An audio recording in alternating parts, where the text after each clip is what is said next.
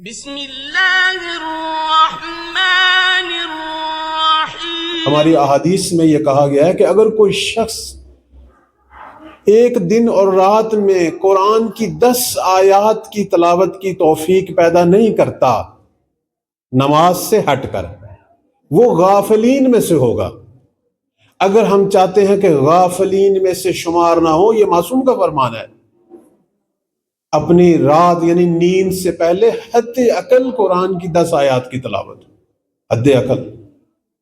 اور ہمارے 8ویں مولا امام رضا علیہ السلام اور اسی طرح چھٹے مولا امام جعفر صادق صلوات اللہ علیہ کا یہی فرمان ہے، جو مومن کی نشانیوں میں سے کہ 50 آیہ قرآن مجید جو ہے اس کی شب و روز میں تلاوت جو ہے وہ اس کے نامہ اعمال میں سب تو نہیں چاہیے، غیر از نماز 50 آیہ مجیدہ۔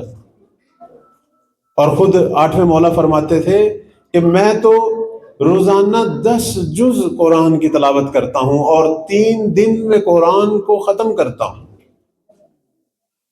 اور اس کے بعد وہ جو فرمان ہے 8ویں مولا کا، فرماتے ہیں کہ یہ جو میں قرآن مجید کو 3 دن میں ختم کرتا ہوں، ہر آیت پہ توقف کرتا ہوں، اس میں غور و فکر کرتا ہوں، اور اگر میں یہ توقف نہ کروں، غور و فکر نہ کروں، خالی تلاوت کروں، تو پھر تو میں بہت جلد قرآن کو ختم کیا کروں۔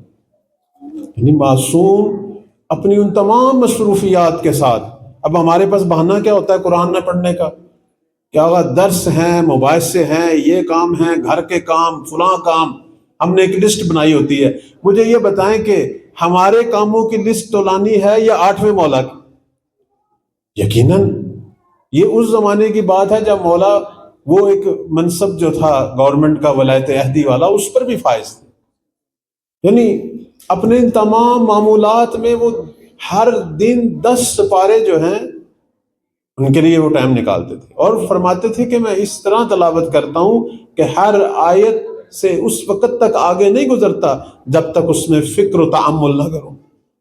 وہ جب وہ دیبل آیا تھا، شاعر مشہور مولا کی خدمت میں پہنچا تھا، اور اس نے وہ مشہور قصیدہ پڑھا جو آج بھی ہماری کتابوں میں درج ہے، مولا نے اپنا پیراہن سے دیا، ہدیہ دیا اس شاعر کو، اور فرمایا یہ وہ پیراہن ہے کہ جس میں نے 1000 دفعہ قرآن ختم کیا، اس پیراہن کو پہنے ہوئے میں نے 1000 مرتبہ قرآن کو ختم کیا ہے۔